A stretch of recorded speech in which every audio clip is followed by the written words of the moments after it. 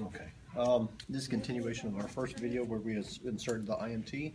Now what we're going to do is we're going to administer his primary IV. We're going to give him, as per physician orders, 100 milliliters of lactated ringers. Now when we first came in during the first video and we did insert our IMT, we did verify physician's orders, allergies, we checked for any contraindications.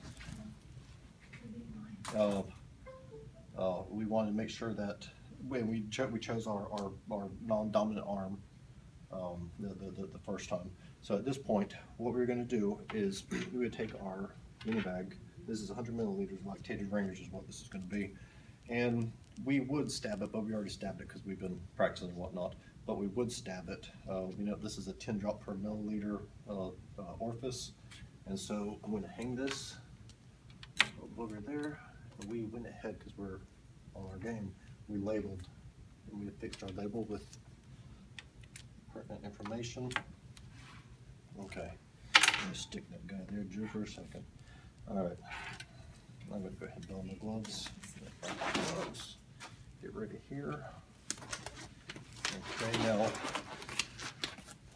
we could assess the site where we did insert the INT, but we just did it.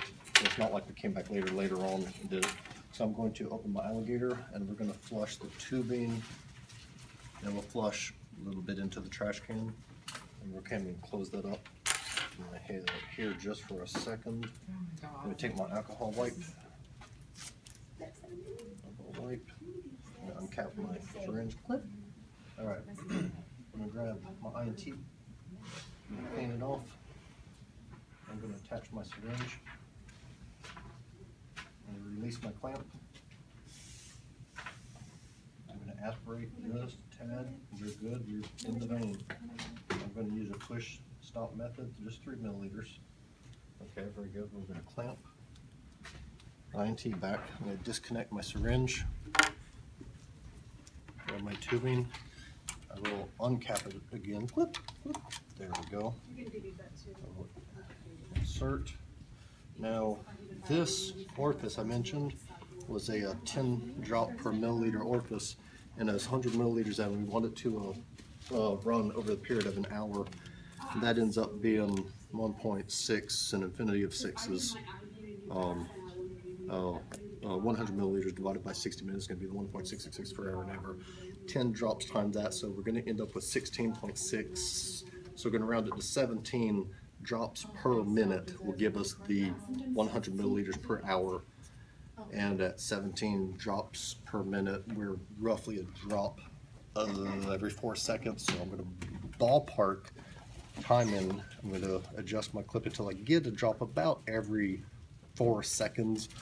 And then I use my watch to fine-tune the drip rate of 17 drops per minute. And when we achieve that, okay, we'll leave this guy. So we have our 17 per minute. I verbalized the calculations for milliliters over the bag, so that's why I didn't actually write it down. Okay, that being said, there you go, Mr. Golfison. How you doing? I'm going to come back and check on you a little bit later. I will exit the room knowing that when I come back in an hour, approximately, it will have run out or be just about to run out, depending upon when I do return. So we return an hour later. Hey, how you doing? The bag did expire, so so it did run out. So what we're gonna do is I'm gonna take. Give me a little alcohol wipe. I have another syringe prepared, ready to go. We will. I'm gonna clamp this before I disconnect. I will disconnect. I will cap my tubing because we're going to use that in the future. Let's go ahead and lock the alligator down too, as well. Better safe than sorry. All right, hang that. We may want that again later on. I'm going to take my alcohol wipe.